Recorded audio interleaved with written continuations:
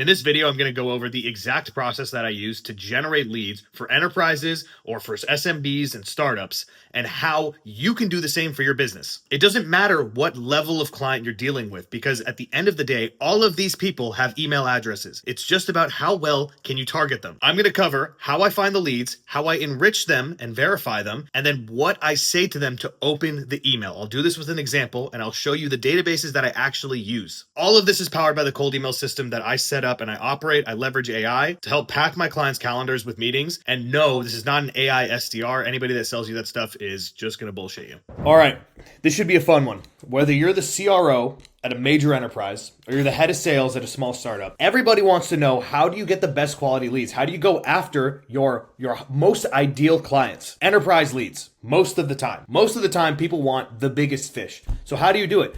The beautiful part about this is that it is the same thing going and searching for enterprise leads as it is startups. It's really no different. So I'm going to go over the exact framework that I use to develop leads that I will message and book meetings for my clients with multi-million and multi-billion dollar corporations. This is exactly what I do for them, okay? You're gonna get the sauce right here. So, very first thing, how to get enterprise leads. And shameless plug, if you want meetings with enterprises and you want me to do this for you, then book a call with me at my website, ampliflow.org. We will be able to take a look at what your motion is, and we'll get this whole thing sorted. So, first thing, I want to debunk a couple things here. First of all, AI. Do we use it? AI SDR, is it a real thing? It's a real thing. AI is a real thing. AI SDR, not good enough today. If you're hoping some database is going to surface the perfect contact with the perfect message and spill it for you and send it for you, doesn't exist yet. Nobody's that good. AI doesn't sound like humans. It's all the same drivel and slop you see on LinkedIn and in your inbox. That's what you're going to get. That's what you're going to generate. It's going to hurt your reputation. You need to be better than that. And that's what I'll go over here as well. I'm going to show you how to set up a proper marketing messaging. First thing,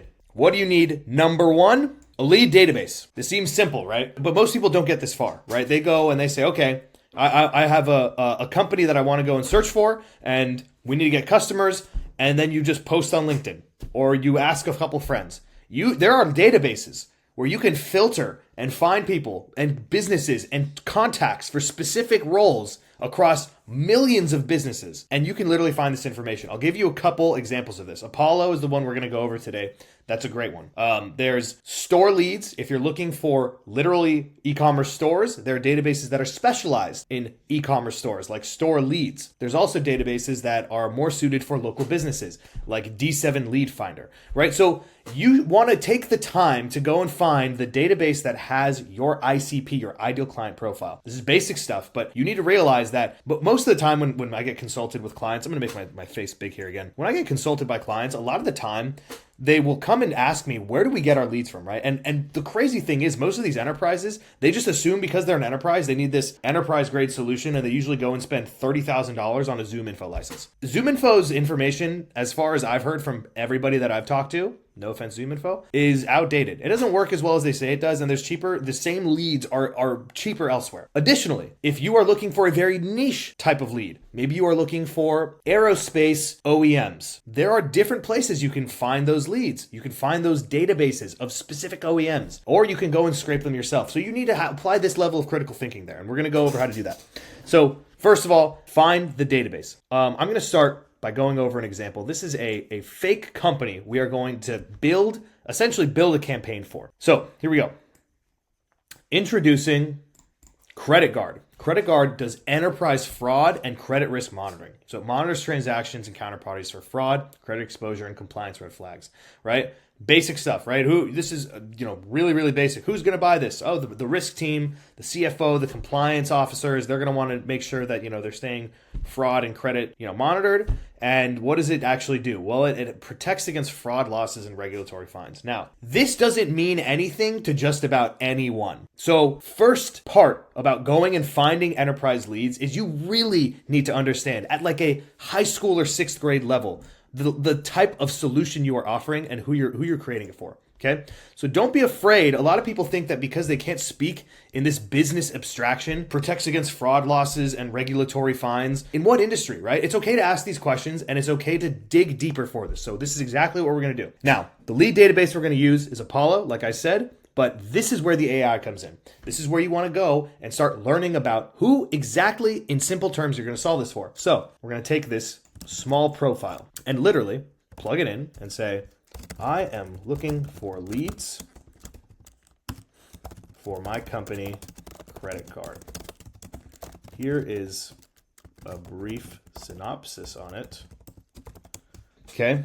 Now, the first question you want to ask it is, what kinds of businesses have fraud, credit exposure, and compliance issues they are at risk for on a regular basis, right? So a little bit of critical thinking here says, okay, if we're solving for this fraud loss, regulatory fine, we're trying to understand credit exposure, etc., who actually deals with that, right? Is this maybe like a dentist isn't going to deal with this, but if you are a $500 million a year e-commerce brand, perhaps fraud and credit exposure is a really big deal. You can't be having fraudulent purchasing activity happening on your website all the time. It's going to hurt your reputation with the payment processor. We just need to figure that out. And you don't need to have the answer. We have AI. So, great. So we have our answer here. Okay. Financial services and banking. No big surprise there. Commercial banks, credit unions, payment processors, right? This is obviously constant exposure to fraudulent transactions. They are the transaction business, right? This makes sense.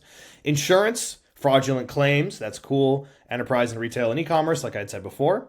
Telecommunications for subscription fraud. Again, what we're gathering here is you're getting your profile of the business, because you can make some common sense decisions around this. It sounds like if there's a payment happening in every one of these examples, we're basically at some point in the payment system, we are finding that there is compliance or fraud risk. And so that's what this solves. So who has the most transactions? Where are the most payments happening all the time? Hospitals, insurers, freight forwarders, government. Yeah, I mean, everybody deals with this stuff. So let's make this really, really easy. Financial services, commercial banks, credit unions, payment processors, all these guys, they're constantly dealing with fraudulent transactions. They could probably use something like this. But if you can't explain in one sentence what these guys do, then you are at a risk. And granted, this is a fake company. What we're going to do is just treat it like it's real. So I'm going to say, great, I went ahead and just copy this whole thing, ask ChatGPT, and I'm going to say, what would Credit Guard do for this type of client? Give me 3 examples of how it would work for them.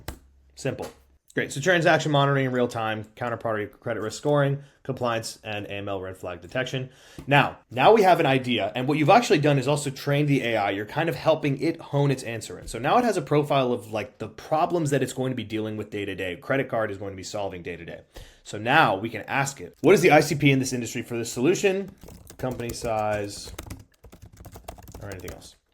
And just like that, it'll help build this ICP. And you want to know this, right? Now, if you're doing $100 million annually, you're doing $1 billion annually. Now you save them 1%, 2%, 5%. That's a lot of money to them. So this is helpful to know. And then obviously you have the industries here. We're going to stick to financial services. No, so now you have an ICP. Now you're just missing exactly the org structure and the buyers. So who deals with these issues directly? And you get a list of all the titles that you need. So let's just take a step back here, right? We said, if we want to get a bunch of clients for Credit Guard, what do we need? We need to have a lead database. And as part of that, we are going to need the titles and the companies and the industry, right? We need to be able to hone this in. And let me show you how this plugs in. You go to a list like Apollo. Now we know who we're dealing with. So let's first of all start. And what we want to eventually get to is a list of actual people that we're talking to. So let's start with a couple of basics. Number one, let's just say that we're only dealing with the US. Okay. Then number 2, what did we say we wanted to deal with here? 500 plus employees.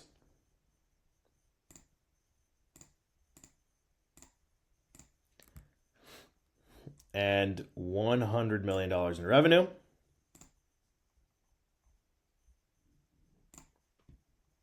Cool. So now you have your filters updated.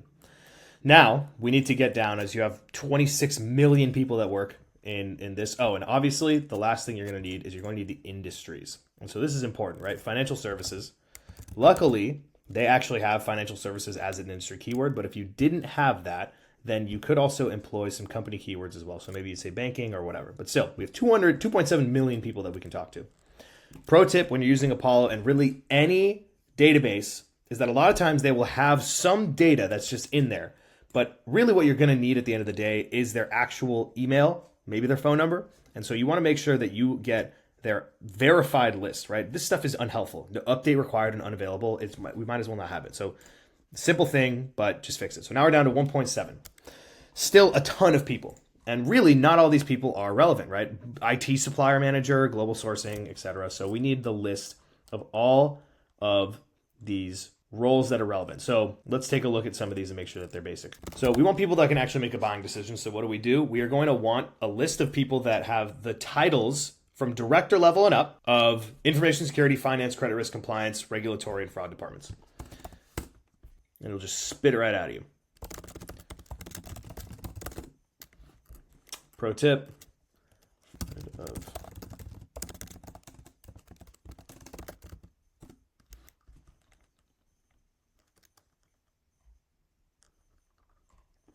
Cool.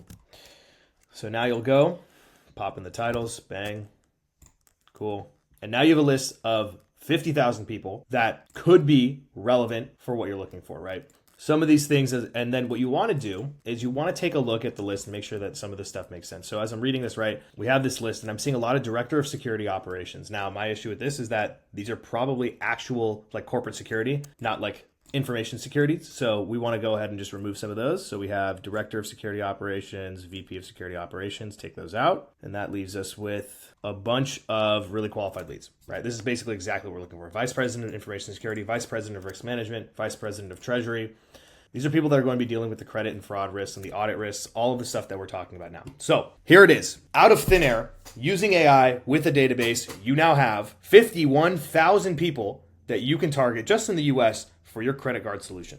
So let's go back to our document here. Now we have our lead database and we have our leads, right? You need to get the leads off the database. What do you do next? You are going to need to have the sending infrastructure to send to 51,000 people. How long would it take your sales team right now to send to 51,000 people? I know a lot of teams that'll say that their baseline for any one rep is 400, maybe 1,000 emails a month that they need to send to their ICP.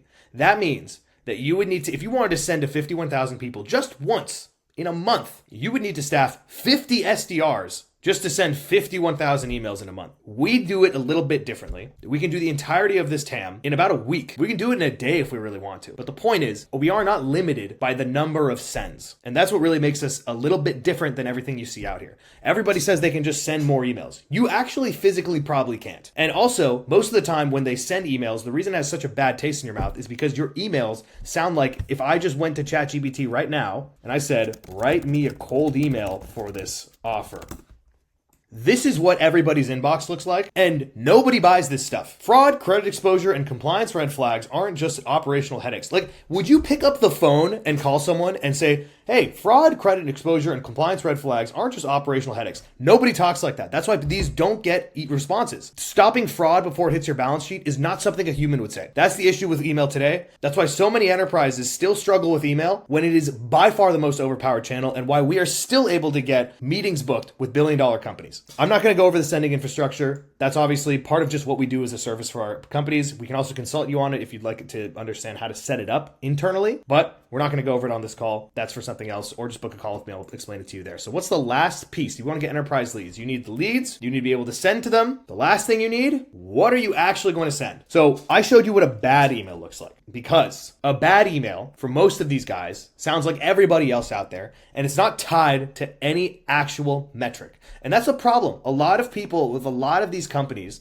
they will go and they'll try to send an email and just list all the features and benefits. Hey, you have a big problem with your balance sheets, and if risk reporting also might be an issue, maybe we can solve for that, because we actually have a tier 1 compliance from some auditory committee. Nobody cares. You are not speaking to me. People think that you need big enrichment lists and you need to be able to go and target with intent and signals. It's helpful. I'm not going to say that it doesn't matter. If you find someone and you have an intent signal saying that they're looking for a solution, then yeah, obviously you should go and pitch them that. But most of the time, you are missing the core piece. You don't need it to still book a meeting, okay? We're booking meetings with billion-dollar companies with 3 sentences. Because one, you can actually read 3 sentences. You probably will read 3 sentences, okay? So here's what you need. Very simple. This is your magic formula. Hey name, your relevant offer, a proof point, call to action. So as a business, you're going to need to anchor to some kind of value prop, to some kind of proof point, to some number that people can sink their teeth into. Yeah, you improve my rate of defaults. By how much? What does that mean to me? Improve? I don't need improve. I improved yesterday. Okay, so how do you break that down? Here's one case study, a global e-commerce platform, significant rise in chargebacks. Here's what we did. 45% reduction in chargebacks in the first 60 days. That's what we're going with. Simple. You might also take this identification of 3 high-risk sellers before significant financial losses. Early identification is perhaps a useful mechanism, and I'll explain how we'll use that. Mid-sized bank. This is probably what we're going to want to go with because it's relevant to the industry. Saying that you reduce chargebacks to a bank might not be relevant. Depends on the type of work they do, but if you're sending out into a broad industry of just finance-related people, you want to just stick to something that all of them are dealing with. Regional and consumer lending, smaller uptick in high-risk credit defaults was unnoticed, so they did some scoring thresholds. Great. 35% drop in new defaults. Risk team productivity went up by 40%. I don't love productivity as an anchor point, but there's ways that you can spin that data into perhaps an efficiency metric or some kind of implied efficiency there, right? And obviously, if you are doing that, you need to basically be the most conservative that you can and assume like a no-brainer minimum that was achieved through it. This is tough to anchor into. This is what we're going with. 35% drop in new defaults within 3 months. So how do we write the email? Okay, it's not, hey, is fraud and regulatory risk a big problem? No, we're not doing that. Very simple. What's my relevant offer? You're the CFO of a company, you get this email. We monitor bank transactions for fraud and credit exposure for companies like JP Morgan. Okay, I'm the CFO. I'm the guy that should be reading this. Now we drop our proof point. Take it literally from here. We helped a mid-sized bank, and it's always better if you can refer to them by name or by revenue. Drop new defaults by 35% for a mid-sized bank within 3 months. You might even say in under 90 days. That sounds a little bit more urgency. Can we show you how we'd do it for company, their company? Okay? I want you to look at these side by side because I think it's important to understand and contrast the difference here. Because you can be your own litmus test of whether or not you should send this email, right? Would you reply to this email or not as the CFO? So here's version number 1. Hi name, fraud, credit exposure, and compliance red flags aren't just operational headaches. They're direct threats to revenue and reputation. That's why when companies in finance and insurance and e-commerce are turning to credit card. Blah, blah, blah, blah. Okay? And I'll make it even easier. This is how it'll show up in your inbox. Here it is. Hey, Arcia, we monitor bank transactions for fraud and credit exposure for companies like JP Morgan. We help drop new defaults by 35% for a mid-sized bank in 90 days. You mean to say? In under 90 days. Can we show you how we do it for First Bank National, made up the bank? Very, very simple, very direct, and very to the point. That's all you need. So you want to know how to get leads for enterprises. This is how you get them. Not just finding the leads, but this is how you actually get them replying to your emails. There's so much sauce in this video. I just realized I did this, and it was honestly a longer one. But look, this changes in every industry you go into. The approach, the lead list, the types of people you should be targeting, what you should be saying. You need to have, it's a bit, as much as it is a science, it is still an art. So if you are looking for help with this, you want to get more enterprise leads, you want to get more of your ideal ICP, and you want to get them at scale, then book a call with us. There's the link in the description. You can go directly to the website, ampliflow.org, and we'll take it from there. Until then, I wish you luck.